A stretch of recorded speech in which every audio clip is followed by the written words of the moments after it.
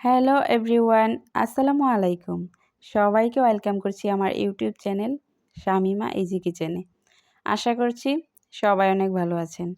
তো এই আমের সিজনে যারা এখনও আমসত্ত্ব বানাননি তাদের জন্য আজকের আমার এই ভিডিওটি।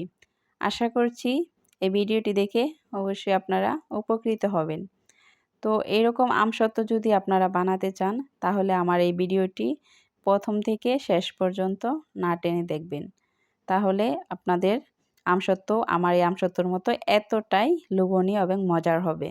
তো এটি বানানোর জন্য প্রথমে আমি এখানে নিয়ে নিয়েছি 1 কেজি পরিমাণ আম।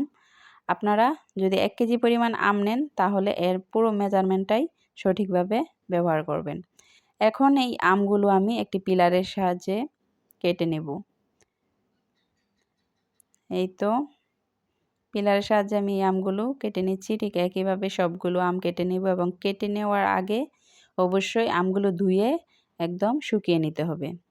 এই তো দেখেন একে একে আমার সবগুলো আম কাটা হয়ে গেছে। এই তো এখন আমি এই আমগুলো ছোট ছোট পিস করে নেব। এই তো আমি ছোট ছোট করে এগুলো কেটে নিয়েছি। এই তো দেখেন এখন আমি চলে যাব মূল রান্নায়। আমি এখন একটি কড়াইয়ের মধ্যে দিয়ে দিচ্ছি সেই কাটা আমগুলো। এই তো তারপর এখানে আমি দিয়ে দিব 1 কাপ পরিমাণ পানি। এখানে যত কম পরিমাণ পানি দেওয়া যায় ততই ভালো হবে আপনার আমসত্ত্বটা। এই তো 1 কাপ পরিমাণ পানি দিয়ে এখন আমি একটু নেড়েচেড়ে পানিটা মিশিয়ে তারপর একটি ঢাকনা দিয়ে এটি ঢেকে দিব। এই তো 5 থেকে 6 মিনিট আমি এটি ঢেকে সেদ্ধ করে নেব।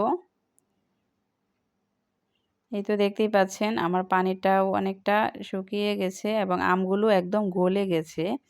এটা আমি একদম মিডিয়াম লো আঁচে সেদ্ধ করে নিয়েছিলাম। মিডিয়াম আঁচে সেদ্ধ করে নিয়েছি। এখন একটু নেড়েচেড়ে এই তো মিশিয়ে নেব। তারপর আলাদাভাবে একটু ঠান্ডা হওয়ার জন্য রেখে দিব। ঠান্ডা হয়ে গেলেই আমি একটি স্ট্রেনারের সাহায্যে এটি চেলে নেব।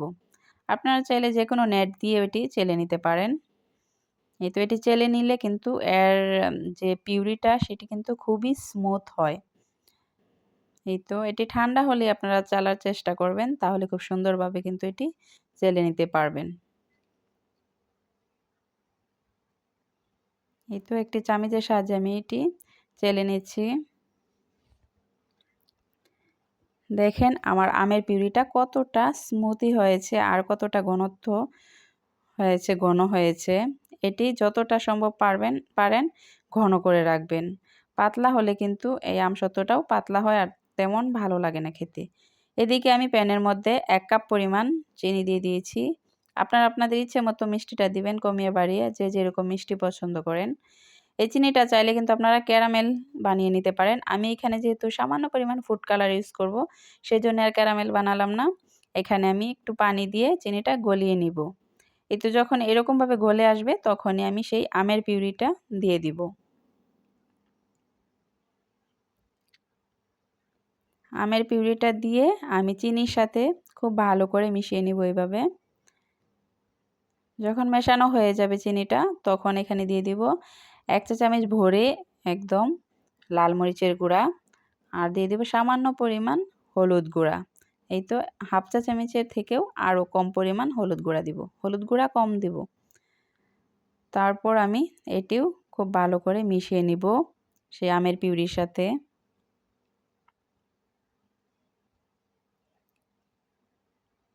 আর এ পর্যায়ে আমি এখন দিয়ে দিব 1 চা চামচ পরিমাণ লবণ। এই তো লবণটাও আমি আবার পিউরির সাথে মিশিয়ে নিব। মেশানো হয়ে গেলে এইদিকে আমি সামান্য পরিমাণ 2 ফোঁটা ফুড কালার দিয়ে দিয়েছি। এই তো দেখেন কালারটা আমি দেখানো হয়নি, অফ ক্যামেরায় এটি দেওয়া হয়েছিল। আর দিয়ে দিব 1 চা চামচ পরিমাণ এই তো পাঁচফোড়ন। পাঁচফোড়নটা আমি আগেই ঘরে তৈরি করে রেখেছিলাম। পাঁচফোড়নের ভিডিওটিও আমার চ্যানেলে দেওয়া আছে, আপনারা চাইলে দেখে নিতে পারেন। এটি খুব ভালো করে মিশিয়ে নেব। যখন এরকম বড় বড় ফুটা উঠবে দেখতেই পাচ্ছেন আপনারা, ঠিক তখনই বুঝতে পারবেন যে আপনার এটি আমের পিউরিটা একদম পারফেক্টলি হয়ে গেছে আমসত্ত্বর জন্য। এখন আমি এটি নামিয়ে নিব। আর এদিকে আমি যেই প্লেটের মধ্যে আমসত্ত্বটা সেট করব সেখানে আমি সামান্য পরিমাণ তেল দিয়ে তেল ব্রাশ করে মিশিয়ে নিয়েছি। এই তো দেখেন একদম তেলতেলে হয়ে গেছে আমার প্লেটটা। এখন এখানে আমি ঢেলে দিব সেই পিউরিটা। এই তো সবটুকু পিউরি আমি ঢেলে তারপর এভাবে হাত দিয়ে ঘুরিয়ে ঘুরিয়ে সেট করে নিব। আমি এই আমসত্ত্বটা একটু মোটা করে বানাবো, সেই জন্য আমি এই প্লেটে দিয়েছি। এই তো দেখেন আমি হাত দিয়ে নেড়েচেড়ে একদম ঘুরিয়ে ঘুরিয়ে চারদিকে সমানভাবে বিছিয়ে নিয়েছি। এখন একটু জাকিয়ে নিব যাতে কোনো বাবলস থাকলে সেটিও বের হয়ে যাবে, আর চারদিকে যেন একদম সমানভাবে সেট হয়, সেজন্য আমি এভাবে জাকিয়ে নিয়েছি। আপনারা ওই কাজটি করবেন, জাকিয়ে নেবেন একটু। তারপরে এটি সারা রাত আমি ফ্যানের নিচে রেখে দিব, পরের দিন ফিরে আসছি।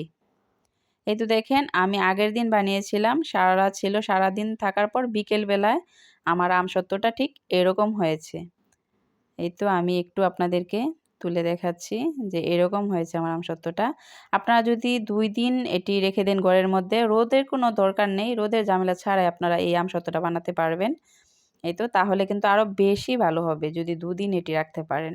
আমি একদিনেই বানিয়ে আপনাদেরকে দেখিয়ে দিচ্ছি যে ঠিক এরকম হয়েছে। এখন আমি এটি কেটে আপনাদের সাথে শেয়ার করব।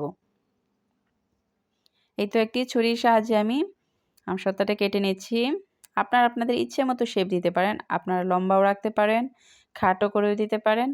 আমি এভাবেই দিচ্ছি আপনাদের দেখার সুবিধার্থে। এটি আসলেই অনেক মজার একটি রেসিপি। আপনারা চাইলে কিন্তু বছর জুড়েও এভাবে বানিয়ে সংরক্ষণ করে রেখে দিতে পারেন নরমাল ফ্রিজে। এই তো দেখেন মাশাআল্লাহ আমার আমসত্ত্বটা কতটা লোভনীয় হয়েছে, আর এর পুরুত্বটা আপনারা দেখতেই পাচ্ছেন যে কতটা মোটা হয়েছে। এটি কিন্তু খেতে অনেক মজার হয়েছিল। আসলে যারা বলে কিনা যে মাত্র ১০ মিনিটে আমসত্ত্ব বানানো যায়, সেটি কিন্তু আসলে ভুল বলে। কারণ ১০ মিনিটে কখনোই আগার আগার পাউডার ছাড়া আমসত্ত্ব বানানো সম্ভব না। এই তো দেখেন আমি একদিনেই আমসত্ত্ব রোদের ঝামেলা ছাড়াই একদম সুন্দরভাবে বানিয়ে নিয়েছি। আপনারাও চাইলে কিন্তু বাসায় ঠিক এভাবেই রোদের ঝামেলা ছাড়াই একদিন বা এক রাতে ফ্যানের নিচে রেখেই এরকম আমসত্ত্ব বানিয়ে নিতে পারেন। তো আমার ভিডিওটি যদি ভালো লেগে থাকে তাহলে আমার চ্যানেলটি সাবস্ক্রাইব করে দিবেন, আমার ভিডিওটি লাইক দিয়ে শেয়ার করে দিবেন। আর আপনারা অবশ্যই বাসায় একবার হলেও এটি ট্রাই করবেন। আপনারা দেখেই নিশ্চয়ই বুঝতে পারছেন যে আমার আমসত্ত্বটা কতটা মোটা হয়েছে, আর এটি খেতেও কিন্তু খুবই মজার হয়েছিল। দেখেন কতটা সফট হয়েছে এই আমসত্ত্বটা, মাশাআল্লাহ। এটি অসম্ভব লেভেলের মজার একটি রেসিপি। আপনারা চাইলে বাসায় ট্রাই করতে পারেন। ধন্যবাদ সবাইকে, ভালো থাকবেন। আল্লাহ হাফেজ।